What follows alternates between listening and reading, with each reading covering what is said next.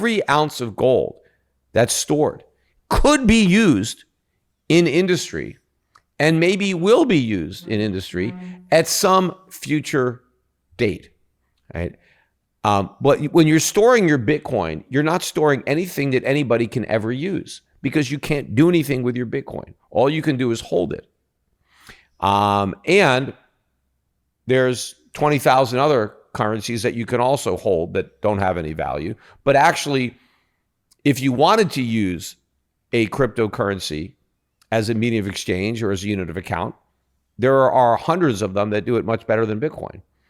And who knows what new one is going to be created. I mentioned, my son lost interest. Shiftcoin, yeah. Well, my son lost interest in Bitcoin. I mean, look, AI is coming, right? Tell us about that. Why did he lose interest in Bitcoin? I don't know. It's just a fad. I mean, people lost interest in the hula hoop, the pet rock.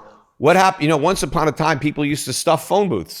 Now we don't even have phone booths, but but people stopped stuffing them long before we lost the phone booths. Look, it's a fad. But look, I think people made money, just like people made money trading Beanie Babies. People jumped on the bandwagon. I mean, why did people buy tulips in Holland?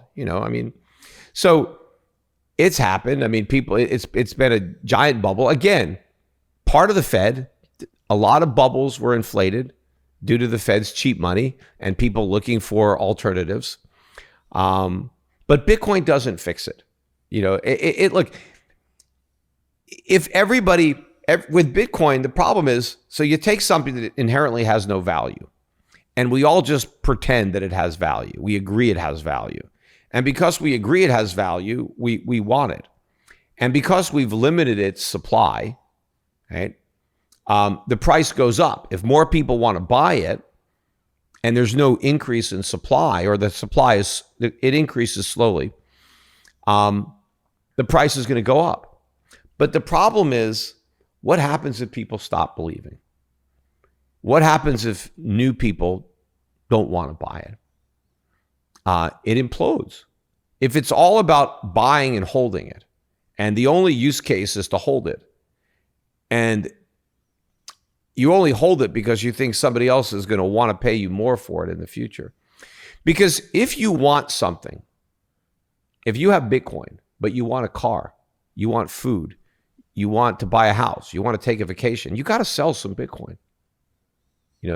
The grocery store doesn't want your Bitcoin. And even if they took it, they'd have to sell it because they have to pay their workers their salary. They got to pay rent. They got to pay taxes. So eventually the Bitcoin has to be sold. And if there's not new people to buy it, then the price is going to implode. I mean, that's what they're doing now with these ETFs. They're hoping to draw in new buyers because they need new buyers to keep it going. And the higher the price is, the more money has to suck in to sustain it. But the whole thing could collapse. I mean, if people stop buying, one Satoshi could crash the market. I mean, if I want to sell one Satoshi, there's not a buyer, wherever that Satoshi trades sets the market for all the others. Right, last trade. So is it because the dollar, let's say, is the reserve currency, it always has that imputed demand, whereas Bitcoin doesn't necessarily always need to have that imputed demand because it's not a reserve currency? Then should you make it a reserve currency? Well, it's not a currency. It's not a reserve anything. But the dollar has that demand right now because everyone in America will sell you whatever you need and accept dollars. That is the unit of account that we use. That is the medium of exchange. Because everyone believes in it. Everybody believes in it. Now, at some point, they may stop believing, and they will stop believing. But one of the things that keeps the belief going is the legal framework. Because remember, there's a U.S. government that collects taxes. And a big military. Right. But the military isn't the thing. It's paying for the military. So the U.S. government takes all those taxes. And taxes have to be paid in dollars. And so every American who doesn't want to go to jail needs dollars because the government said you give us these dollars. I had an example that my dad told me a long time ago of how this works, which, is a good example. Think about a bunch of kids in a schoolyard, and there's one bully that beats the crap out of everybody. And the bully says, you know what? I'm going to come up with a little note. And if you pay me $5, I'm going to give you this note. And this note says, you paid the $5, you won't get beat up. Right? And so you give me and so every time I come around, you got to show me this note. If you don't have it, I'm going to kick the crap out of you, right? So all of a sudden, people want to buy these notes because if you own these notes, you're not going to get beat up. Well, now, the people in the schoolyard will value those notes. If you don't have a note, you might, hey, I'll give you my lunch for your note, right? Because, but what gives the note value is the fact that the bully is going to beat you up if you don't have it, right? That's the U.S. government. The U.S. government is like, look, you got to have my paper. You got to have these dollars. Because if you don't have them, come April 15th, we're taking your ass to jail, right? You need these things. So everybody has to get these dollars because that's what the government takes. That's really interesting. So what you're saying is because Bitcoin doesn't have a bully who is forcing you to choose that. Exactly. There's no one that can kick the crap out of you if you don't have Bitcoin, right? The government, in fact, the government won't take your Bitcoin for taxes. You have to sell your Bitcoin to get dollars. That's the only thing that they will accept, is U.S. currency. And so that gives it value. And that's the same thing with every other currency. You have a sovereign nation that says, this is how you have to pay your taxes. Right. And so everybody needs to earn these so that you could pay your taxes because that is the law. So that helps keep it going. But that doesn't mean that you can't have hyperinflation. I mean, they have taxes in Zimbabwe. They have taxes in, other countries. If they print too much money, it's not going to matter, right? They're going to weaker bully, I guess, huh? But what about the other strong bully in the world, China? Should we invest and buy the dip in China and the Chinese consumer and Alibaba? Yeah, look, the Chinese stocks have gone down a lot. I own some. I mean, I really would like to own more than I do. But part of the risk, the political risk, is that the U.S. government comes up with sanctions and basically says, you can't own these stocks. It forces you to sell them. Is that a Trump reference? Well, Trump did it, but Biden didn't do it. I mean, Who would be worse for investing in China? Oh, I assume Biden is worse for most things. But, it's unconstitutional that the U.S. government can tell you that, you can't own an investment.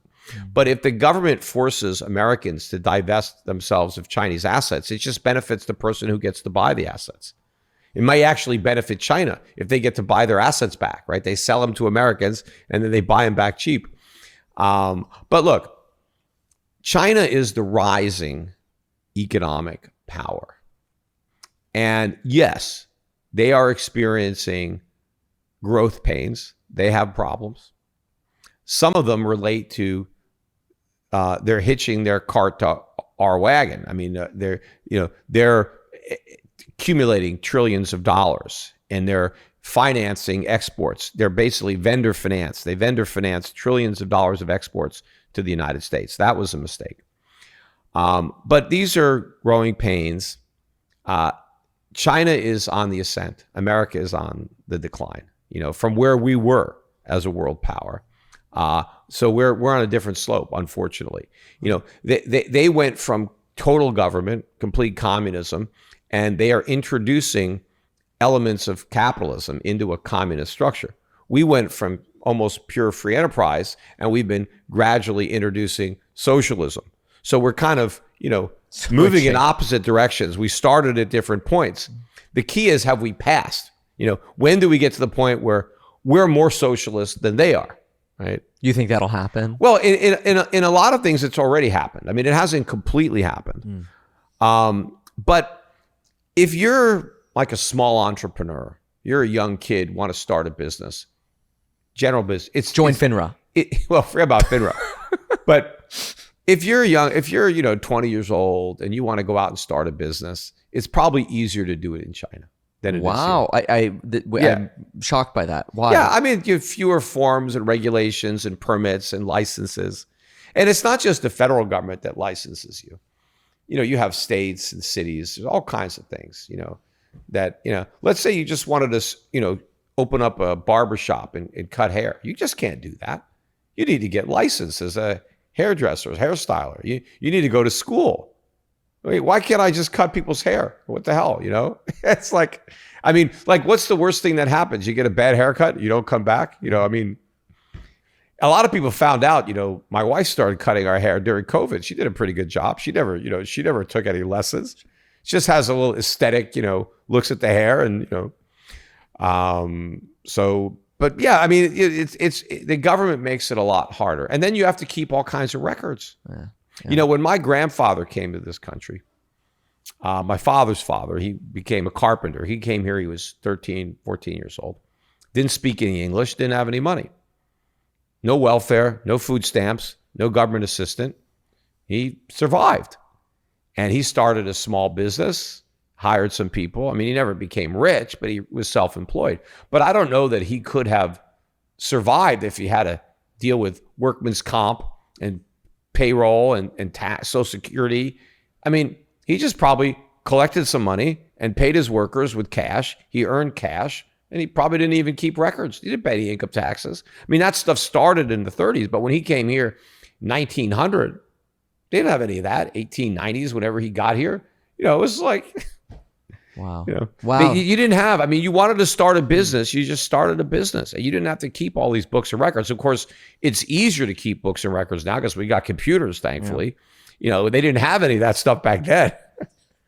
Do you think that there's a chance we can continue to see spending the way it is now? The stock market continues to run into the election, rates come down, and despite the fact that we're spending more because we've expanded supply so much through greater manufacturing, that we actually end up with deflation or... Well, first of all, manufacturing has been in a recession for about 2 years. Yeah. So we're actually producing less, not more.